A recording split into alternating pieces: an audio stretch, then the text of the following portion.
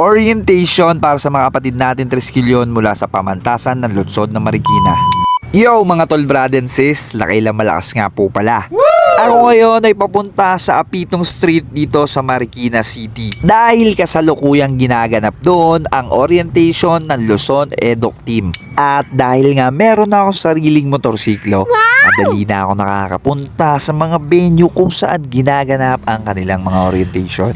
Nung mga oras nga pala na ito, nung papunta ako sa venue, may nakakilala sa aking brad at gustong magpa-picture. Sabi ko kay brother, tol, shoutout mo yung chapter mo. Hindi ko napansin yung lalaking nakamotor sa kanan kasi nga nag-uusap kami nung brad sa kaliwa. Kaya naman pala panay ang tingin at lingon niya sa akin. Brad din pala tong katabi ko na to. Pakamay ako na mahigpit brother, pero bago ang lahat, tingin muna tayo dito sa cellphone ni brother, picture muna tayo. Yun! Maraming salamat sa suporta nyo mga kapatid. At nagpaalam na nga ako kay brother nung mga oras na ito kasi hahanapin ko pa yung Apitong Street dito sa Marikina City.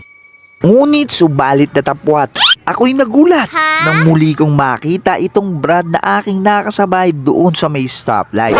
Tinanong ako ni Utol kung saan daw ako patungo. Ang sabi ko sa Apitong Street. Sagot niya sa akin, tara, sasamahan na kita. Wow! Pero bago kami magtungo sa Apitong Street, gusto niya daw ako ipakilala sa kanyang founder. So sabi ko, tara, pasyalan natin.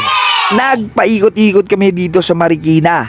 Ngunit hindi namin nakita ang kanyang founder. Hindi daw bumabiyahe ng mga oras na yon. Pero sobrang thankful ako dito kay brother dahil talagang sinamahan niya ako mula doon sa may stoplight hanggang sa may Apitong Street. Hindi niya ako iniwan hanggat hindi ako nakakarating ng maayos sa aking pupuntahan. Kung mapanood mo man to tol, maraming salamat sa'yo. Thank you. Anyway, nakita ko na si Utol Jefferson Mina. Ayun o, let's go. Kamayan na agad natin tong si brother. Tol, pakamay ako. Salute sa'yo kapatid.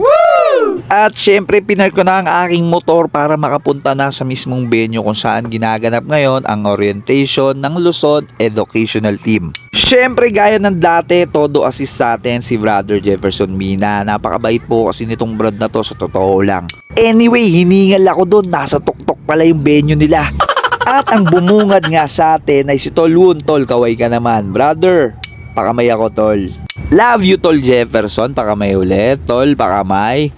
To be honest po, napakaganda po ng adhikain ng Luzon EDOC Team. Dito muli nilang itinuturo yung history, TCOC at kung anong gusto mong malaman mula sa ating mahal na kapatiran. Take note, voluntary po nila tong ginagawa.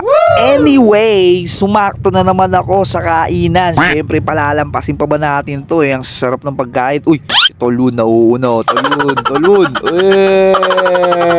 So, dyan na muna kayo mga kapatid. Kainan na.